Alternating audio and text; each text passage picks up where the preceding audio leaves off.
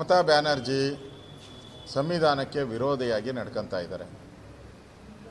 ದೇಶದ ಇತಿಹಾಸದಲ್ಲೇ ಸ್ವತಂತ್ರ ಮುಖ್ಯಮಂತ್ರಿ ಮಾನ ಮರ್ಯಾದೆ ಇದ್ದರೆ ಇಮಿಡಿಯೇಟಾಗಿ ರಾಜೀನಾಮೆ ಕೊಡ್ತಾರೆ. ಈ ಮಾನ ಮರ್ಯಾದೆ ಎಲ್ಲ ಬಿಟ್ಟಿರೋರು ನಾನು ರಾಜೀನಾಮೆ ಕೊಡಲ್ಲ ಅಂತ ಹೇಳ್ತಾ ಇದ್ದಾರೆ. ಸೊ ಇದು ಸಂವಿಧಾನಕ್ಕೆ ಮಾಡಿದಂಥ ಅಗೌರವ. ಅವ್ರಿಗೆ ಇಶ್ಯೂ ಬೇಕಾಗಿದೆ. ಅಂದರೆ ನಾನು ವಜಾ ಮಾಡಿದ್ರೆ ನಾನು ಆ ಸಿಂಪತಿ ಫ್ಯಾಕ್ಟ್ರಲ್ಲಿ ನಾನು ಹೋಗಬೇಕು. ಒಂದು ಪೊಲಿಟಿಕಲ್ ಇದಷ್ಟೇ. ಅವ್ರಿಗೆ ಆ ಅಮ್ಮನಿಗೆ, ಆ ತಾಯಿಗೆ ಕಾನೂನು ಕಟ್ಲೆ ಏನೂ ಗೊತ್ತಿಲ್ಲ. ಆ ಅಮ್ಮನಿಗೆ ಒಂಥರ ಫೆವಿಕೋಲ್ ಹಾಕೊಂಬಿಟ್ಟಿದ್ದಾರೆ. CM ಕುರ್ಚಿಗೆ ಫೆವಿಕೋಲ್ ಹಾಕೊಂಬಿಟ್ಟಿದ್ದಾರೆ. ಇನ್ಮೇಲೆ ಫೆವಿಕೋಲ್ ಬ್ರ್ಯಾಂಡ್ ಅಂಬಾಸಿಡರ್ ಯಾರು ಅಂದರೆ ಮಮತಾ ಬ್ಯಾನರ್ಜಿ ಅಂತ ಹಾಕ್ಕೊಬೇಕು. ಇನ್ಮೇಲೆ ಫೆವಿಕೋಲ್ಗೆ ಅಂಟ್ಕೊಂಬಿಟ್ಟಿದ್ದಾರೆ. ಅಮ್ಮ ಚೇರ್ ಫೆವಿಕೋಲ್ ಹಾಕ್ಕೊಂಡು ಕೂತ್ಬಿಟ್ಟಿದ್ದಾಳೆ. ಅಮ್ಮ ಚೇರ್ ಅಮ್ಮ ಬಿಟ್ಟು ಬಂದರೂ ಆ ಫೆವಿಕೋಲ್ ಅಂಟ್ಕೊಂಡಿರೋದು ಬಿಟ್ಟು ಬರೋಲ್ಲ. ಆ ಸ್ಥಿತಿ ಇದೆ ಆ ಅಮ್ಮನ ಪರಿಸ್ಥಿತಿ. ಆದ್ದರಿಂದ ಮಾನ ಮರ್ಯಾದೆ ಇರೋವಂಥ ಯಾವುದೇ ಮುಖ್ಯಮಂತ್ರಿ, ಈಗ ತಮಿಳ್ನಾಡಲ್ಲಿ ಸ್ಟಾಲಿನು ರಾಜೀನಾಮೆ ಕೊಟ್ಟರು, ಗೌರವದಿಂದ ನಡ್ಕೊಂಡ್ರು. ಅಸ್ಸಾಂ ಮುಖ್ಯಮಂತ್ರಿ ರಾಜೀನಾಮೆ ಕೊಟ್ಟರು. ಈಗ ಹೊಸ್ದಾಗಿ ಸ್ವೇರಿಂಗ್ ಮಾಡ್ತಾಯಿದ್ದಾರೆ. BJP ಅವಕಾಶ ಕೊಟ್ಟರೆ ಸ್ವೇರಿಂಗ್ ಮಾಡ್ತಾಯಿದ್ದಾರೆ. ಅದರಿಂದ ಒಂದು ಗೌರವ, ಆ ಸ್ಥಾನಕ್ಕೆ ಗೌರವ ನಡ್ಕೋಬೇಕು. ಆಯಮ್ಮನಿಗೆ ಅಲ್ಲಿ ಜಗಳ ಹಚ್ಚಬೇಕು, ಬೆಂಕಿ ಹಚ್ಚಬೇಕು. ಈಗ ಸುವೇಂದ್ರ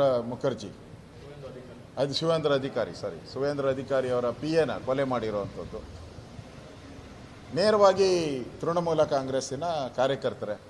ಅಂದರೆ ಅವ್ರಿಗೆ ಗಲಭೆ ಆಗಬೇಕು. ಗಲಭೆ ಆಗಿ ನಾನೇ ಈ ರಾಜ್ಯವನ್ನು ಕಂಟ್ರೋಲ್ ಮಾಡೋಕ್ಕೆ ನನ್ನ ಕೈಲಿ ಬಿಟ್ಟರೆ ಇನ್ಯಾರು ಪ್ರಪಂಚದಲ್ಲಿ ಯಾರು ಇಲ್ಲ ಅನ್ನೋದು ತೋರಿಸ್ಬೇಕು. ಪೊಲಿಟಿಕಲ್ ಗಿಮಿಕ್ ಮಾಡಬೇಕು. ಚಲಾವಣೆಯಲ್ಲಿರಬೇಕು. ಸೋತ್ ಮನೆ ಸೇರಿದ್ರು ಅಂತ ಆಗಬಾರ್ದು. ಚಲಾವಣೆಯಲ್ಲಿರಬೇಕು. ಏನಾದರೂ ಒಂದು ಗಿಮಿಕ್ಕು ಮಾಡಿ ಚಲಾವಣೆಯಲ್ಲಿರಬೇಕು ಅಂತ ಮಾಡ್ತಾ ಇರೋವಂಥ ಒಂದು ನಾಟಕ ಇದಷ್ಟೇ. ಇದರಲ್ಲಿ ಏನೂ ಇಲ್ಲ. ಕಾನೂನು ಪ್ರಕಾರ 7ನೇ ತಾರೀಕು ಆದಮೇಲೆ ಎಂಟೈರ್ ಡಿಸಾಲ್ವ್ ಆಗ್ತೈತೆ. ಅಸೆಂಬ್ಲಿನೇ ಡಿಸಾಲ್ವ್ ಆದಮೇಲೆ ಈ ಅಮ್ಮ ಗೆದ್ದೂ ಇಲ್ಲ, ಸೋತ್ ಹೋಗಿದ್ದಾರೆ. ಈ ಅಮ್ಮ MLAನೂ ಇರಲ್ಲ, ಮತ್ತು ಕ್ಲೈಮೇ ಮಾಡೋ ಬರಲ್ಲ. ನಾಟಕ ಅಷ್ಟೇ. ನಾನು ರಾಜೀನಾಮೆ ಕೊಡಲ್ಲ ಅಂದರೆ ಆಟೋಮೆಟಿಕ್ಕಾಗಿ ಹೊರಟೋಗುತ್ತೆ. ಡಿಸಾಲ್ವ್ ಆದಮೇಲೆ ಎಲ್ಲ ಎವ್ರಿಥಿಂಗ್ ಈಸ್ ಗಾನ್. ಆ ಅಮ್ಮನ ಅಧಿಕಾರನೂ ಗಾನ್. ಅಲ್ಲಿವರೆಗೂ ಇನ್ನು 7ನೇ ತಾರೀಕು ಇವತ್ತೇ ಅಲ್ವಾ, ಇವತ್ತವರೆಗೂ ಏನೇನು ನಾಟಕ ಆಡಬೇಕೋ ನಾಟಕ ಆಡ್ತಾವ್ರೆ.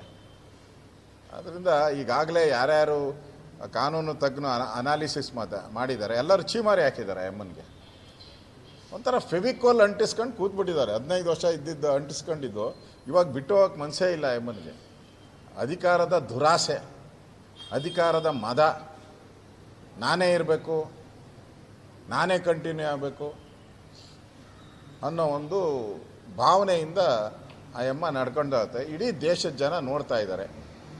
ಇಡೀ ದೇಶದ ಜನ ಚೀಮಾರಿ ಆಗ್ತಾ ಇದ್ದಾರೆ. ಇಂಥ ಒಬ್ಬ 15 ವರ್ಷ ಮುಖ್ಯಮಂತ್ರಿ ಆಗಿದ್ರಲ್ಲ, ಅಷ್ಟಿದ್ರೂ ಕಾಮನ್ ಸೆನ್ಸ್ ಇಲ್ಲ. ಈ ಅಮ್ಮ ಮುಖ್ಯಮಂತ್ರಿ ಆಗಕ್ಕೆ ಮುಂಚೆ ಕಮ್ಯುನಿಸ್ಟ್ ಅವರು ಇದ್ರಲ್ಲ, ಅವರು ಹಂಗೆ ಅಂದ್ಬಿಟ್ಟಿದ್ರೆ.